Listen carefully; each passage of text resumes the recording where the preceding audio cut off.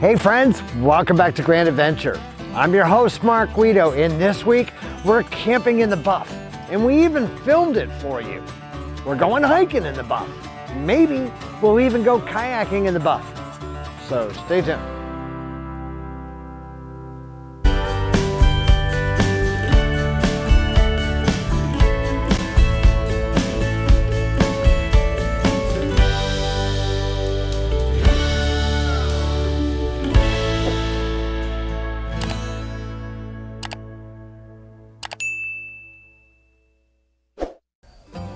The Buffalo National River in northern Arkansas was the first national river to be designated in the United States.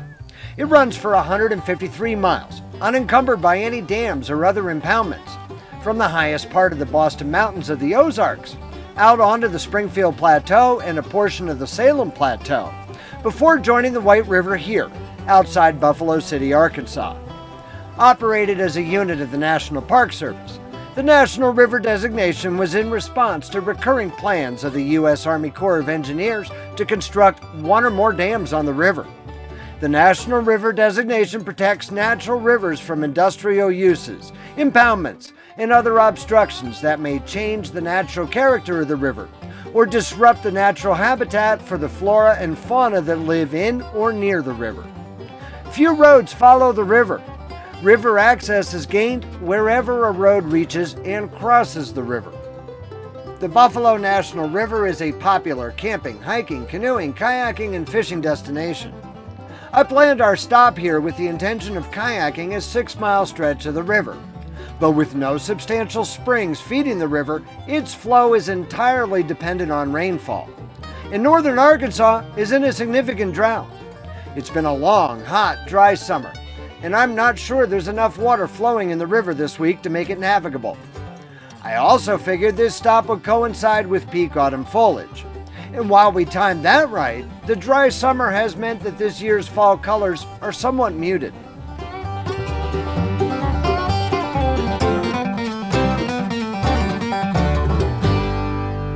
It's nevertheless a gorgeous and fascinating area to visit. We're staying at the Buffalo Point Recreation Area at the National Park Service's Buffalo Point Campground, which with 82 drive-in RV campsites and 21 walk-in tent campsites is the park's largest and most developed campground. It offers water and 30 amp, 50 amp electrical hookups for RVs for $30 per night. Sites in loops B, C, and D at Buffalo Point are reservable through recreation.gov, and others in loops A and E are offered on a first-come, first-served basis. Flush restrooms, dump stations, showers, water, and electricity are available from March 15th until November 14th. And outside of those dates, free camping is available without any amenities.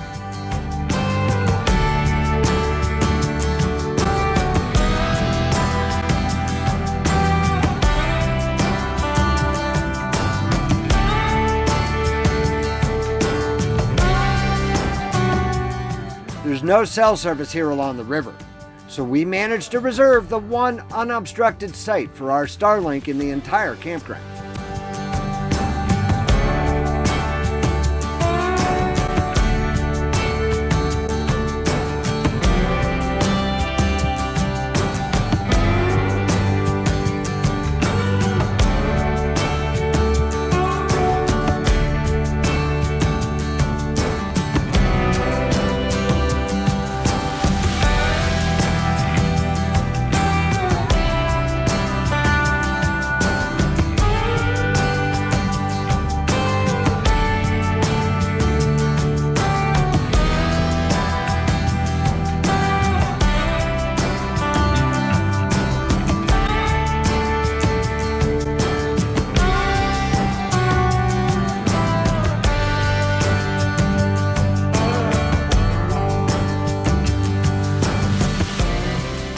Buffalo Point Recreation Area also has a park ranger contact station, and in season includes a restaurant with beautiful views of the river below.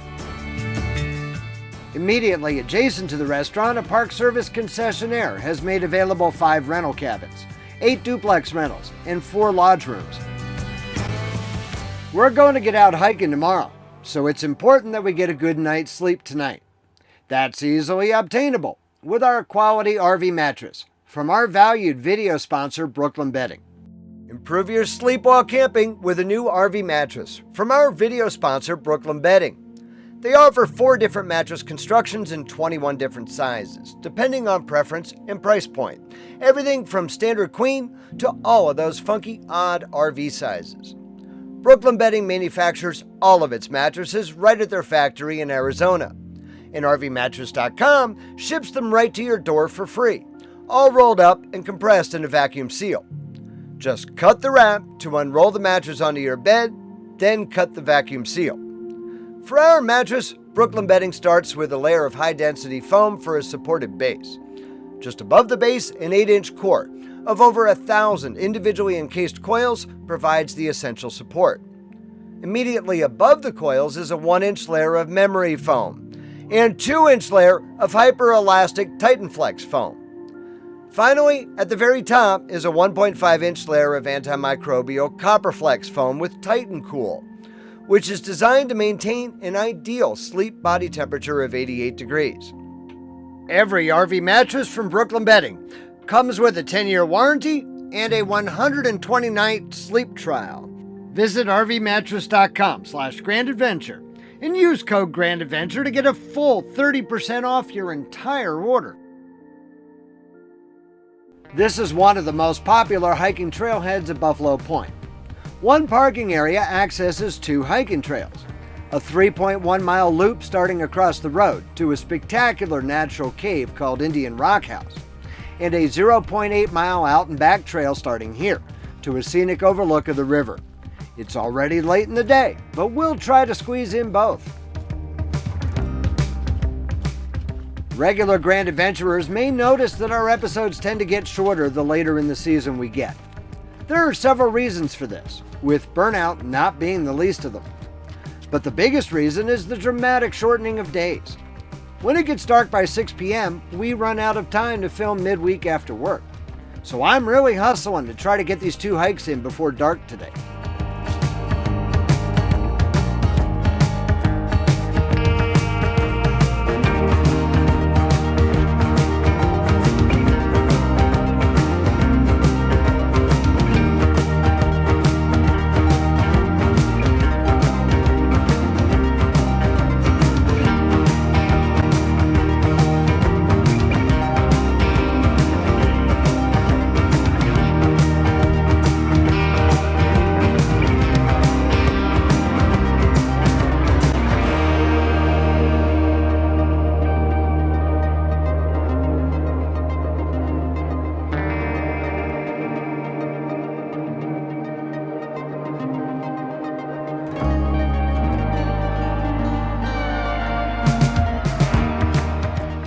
With the overlook done, it's time to head to Indian Rock House.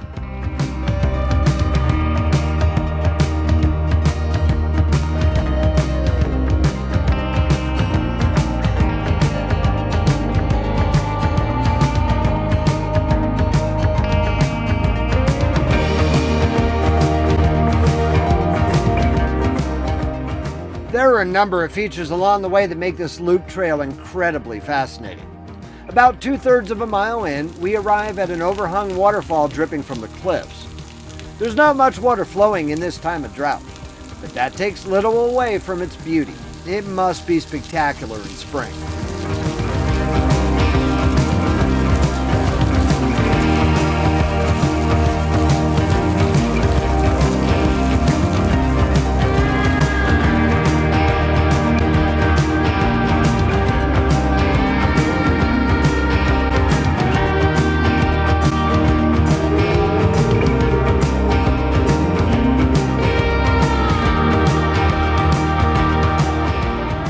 This area was a hotbed of zinc mining in the late 1800s and early 1900s. Increased demand for brass, an alloy of copper and zinc, during World War I resulted in a zinc mining boom in the United States. Manufacturers required zinc for weapons, ammunition, and common materials, roofing, water tanks, cemetery headstones, paints, and rubber. I'm starting to wonder if maybe I ought to turn back. It probably looks a lot brighter on this video than it is, but Boy, the daylight is fading quickly, and it's been downhill all the way to here, which only means it's uphill all the way back to the truck.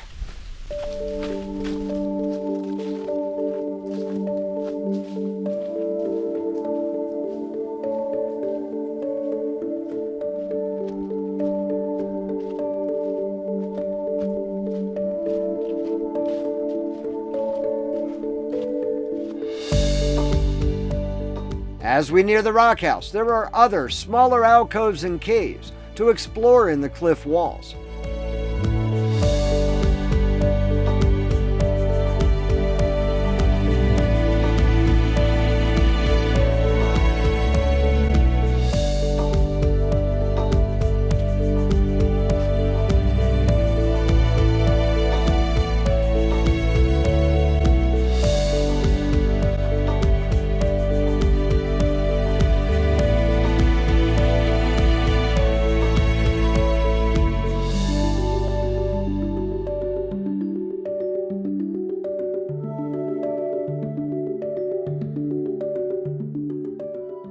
Indian Rock House Cave is a truly massive alcove in the cliffs, which was once used by prehistoric bluff-dwelling Native Americans for shelter. It's difficult to capture the sheer size of this place on camera.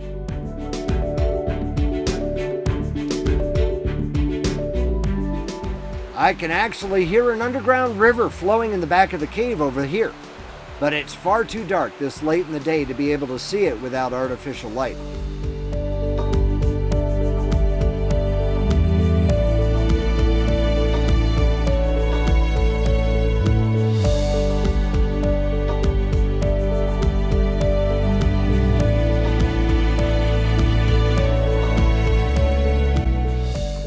Well, I guess one advantage to showing up so late in the day is I got to experience that all by myself. What a spectacular place. That cave is huge.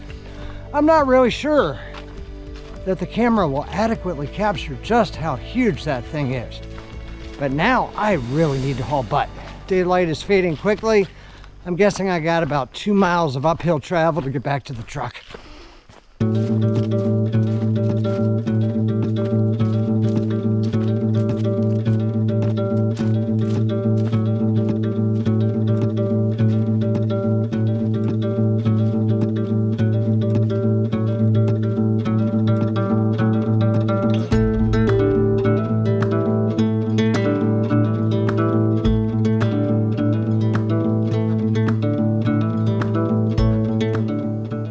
Looping back via the return trail, there's a lot to see along the trail on the way back too.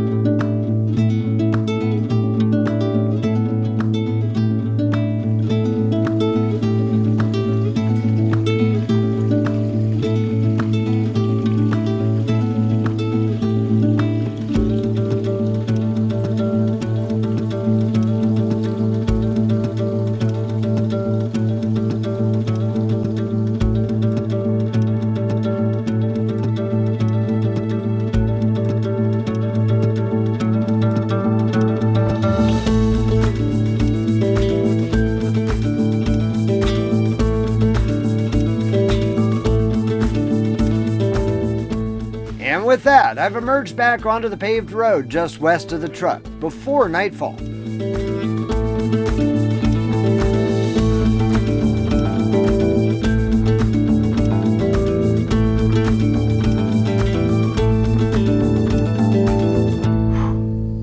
Boy, am I going to be sore tomorrow. Just because of the speed I was trying to keep up in order to get this entire loop done before it got dark. It was about 4¼ miles. Took about an hour and 40 minutes. Average moving speed was about 2.8 miles per hour. So I was moving, and sure enough, it was uphill the entire way back.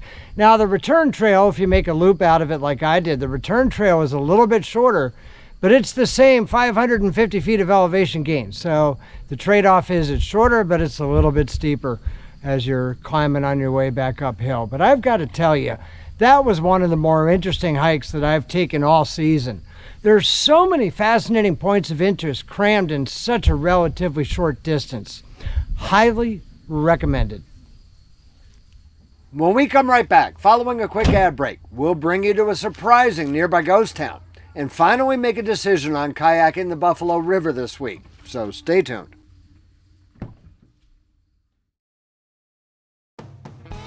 Located only a handful of miles north of our campground is the historic ghost town of Rush, now owned by the National Park Service as part of Buffalo National River. At its peak, the population of the historic district ranged from 2,000 to 3,000 residents. The majority of the residences still extant in House Row were constructed around 1899 and are wooden, simple, and one-story. The established zinc mines at Rush Mountain in Arkansas, where the Rush Creek flows into the Buffalo River, profited from the World War I era zinc mining boom, which lasted from 1911 to 1918. The original discovery of zinc on Rush Mountain occurred in 1880. Morningstar Mine, which would become the largest mining operation in the district, was founded in 1885. 10 different mining companies operated 14 mines in the area. An excess supply of zinc in the post-war period resulted in a dramatic drop in prices that forced many of the mines to close.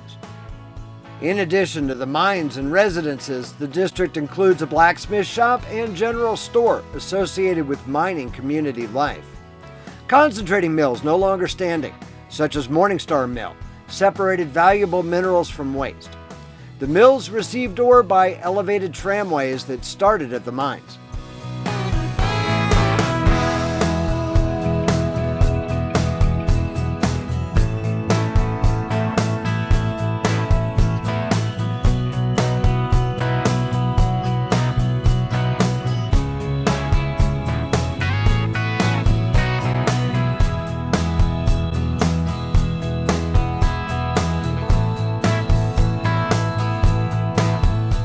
Believing at first that they had found silver from tales of Indian lore, Rush Smelter was built in 1886 to separate silver from zinc ore. However, the smelter's first operation quickly revealed that the metallic flakes they had found were zinc, not silver. This stone wall and foundation marks the location of what was the Hicks Hotel and Hicks General Store. The Hicks family settled in Rush in 1903 and quickly became ingrained as prominent members of the community, establishing a livery service, a hotel, and a general mercantile. In 1916, they built a 2-story store and inn, the only stone building in the valley. This digital reconstruction from the University of Arkansas affords visitors a glimpse of what the Hicks property may have looked like in its heyday. The last Morningstar mine closed in 1931, and the few remaining residents attempted to reinvigorate the local economy by advertising Rush Ghost Town and constructing a campground and cabins. The post office here closed in the 1950s.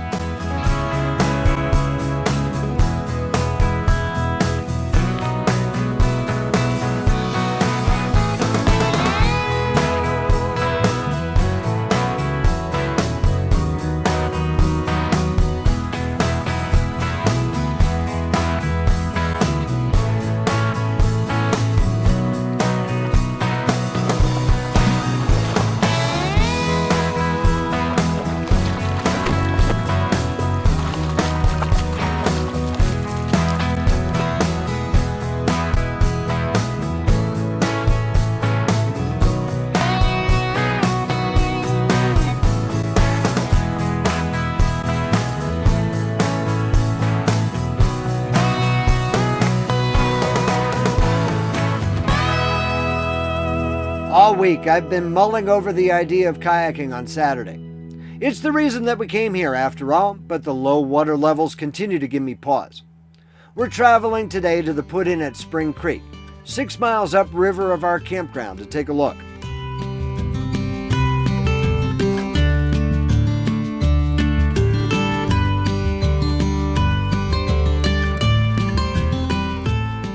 Spring Creek Campground is a first-come, first-served campground at the put-in, with 12 10-only sites with no electrical amenities, no flush restrooms, and no water.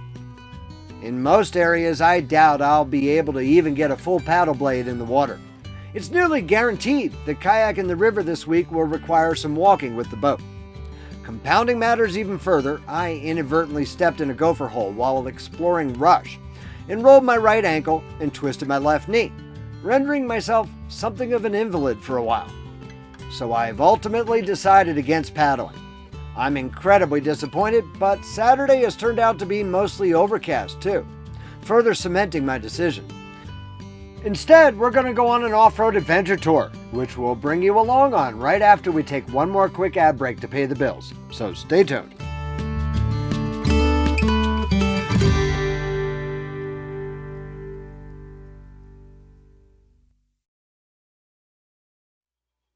We're starting our off-road adventure tour at Buffalo National River at the Tyler Bend area near St. Joe, Arkansas.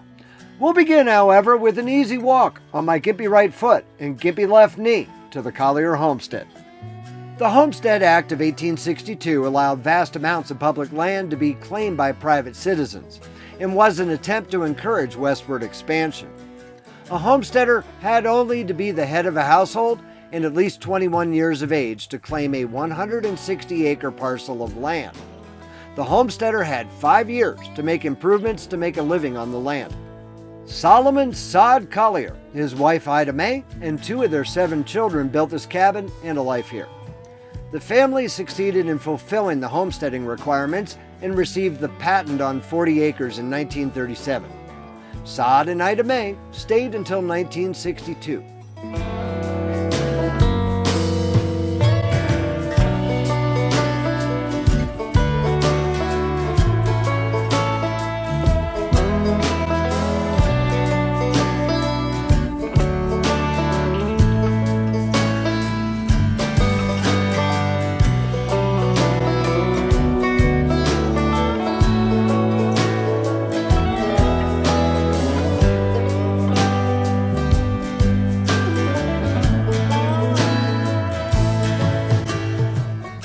Continuing on the Riverview Trail for another half mile or so past the Collier Homestead leads to a wonderful overlook on the Buffalo River.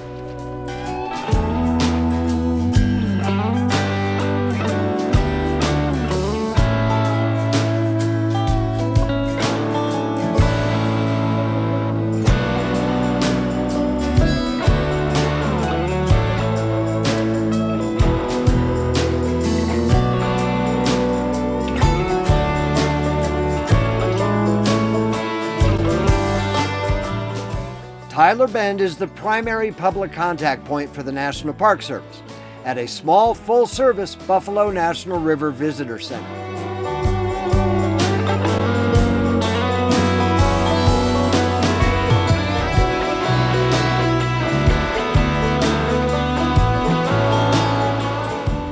There's another National Park campground, Riverside at Tyler Bend, with 28 drive-in sites, 10 walk-in or boat-in campsites, and 5 group sites.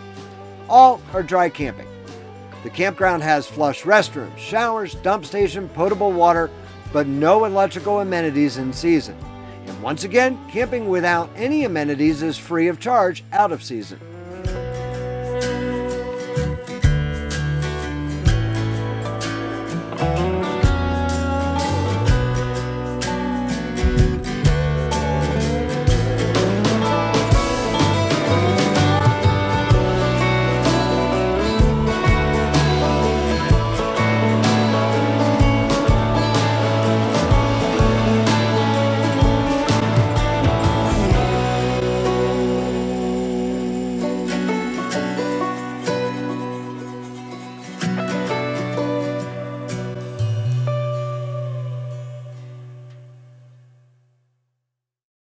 Leaving Tyler Bend, our driving tour today actually begins on Peter Cave Road, one of the few roads that more or less follows the Buffalo River.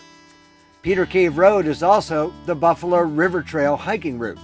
In some ways, it's more suited to hiking than driving. We're finding various homesteads of the Arnold family hidden in the forest here, all built around the year 1900. The Arnold family accumulated most of the land in this area along the river now known as Arnold Bend. The Arnold family also operated a ferry near their home in Arnold Bend during the late 19th century. The ferry landing was washed out and ceased operation in 1901.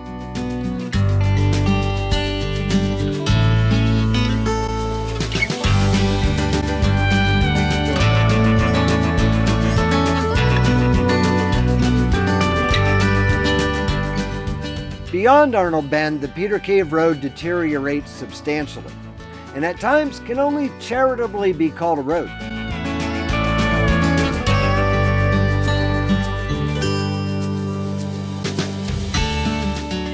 We're afforded some beautiful river views at Peter Cave Bluff.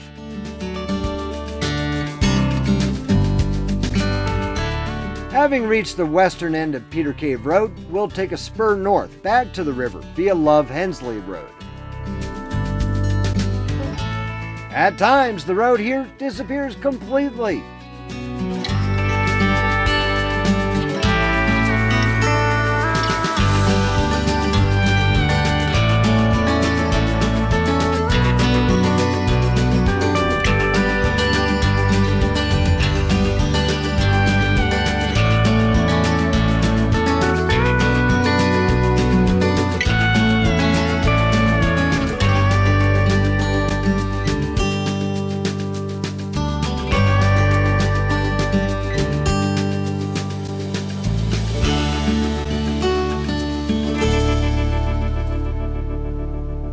Now have to travel well south, away from the river, to return to it further west. Although a few settlers established businesses in this area beginning in the 1830s, there was nothing resembling a town here until the late 1880s, when this Masonic Lodge, which also served as a church and school, was built for $329.75, and the tiny town of Snowball grew around it. Lodge members decided to name the lodge in honor of the county sheriff, Benjamin Franklin Snow. Thus, the lodge was named Snow Hall. But local lore says that the documents submitted to establish a post office with the name Snow Hall were misinterpreted by postal officials, and the name was recorded as Snowball.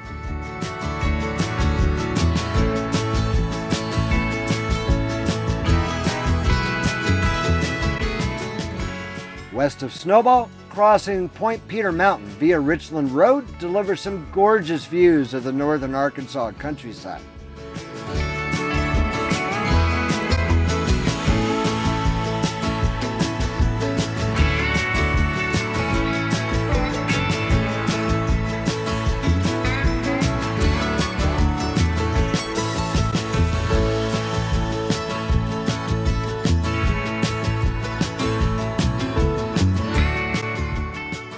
Richland Creek is dry in the current drought, making for an easy but bumpy river ford.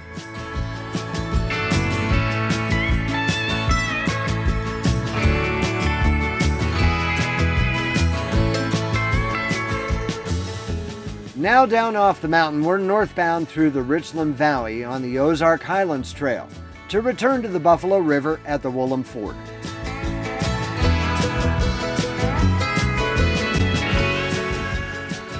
This is the abandoned town site of Point Peter, where a post office was established in the 1840s. The town was named for a whiskey merchant known as Pint Peter. However, another postal error led to a misspelling that was never corrected.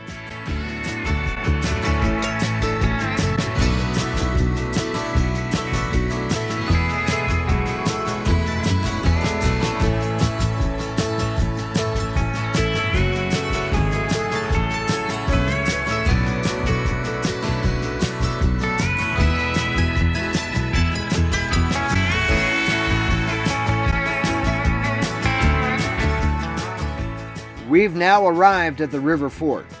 The Buffalo River is around 12 to 18 inches deep here today, but nothing that the truck can't handle.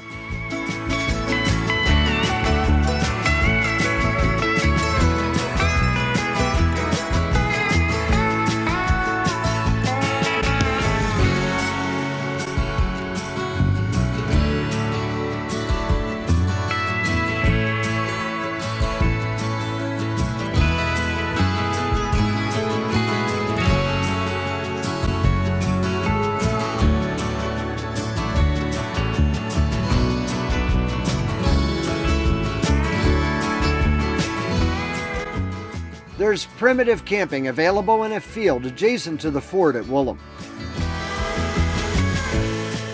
Departing the river, we're slowly returning to civilization. Sort of.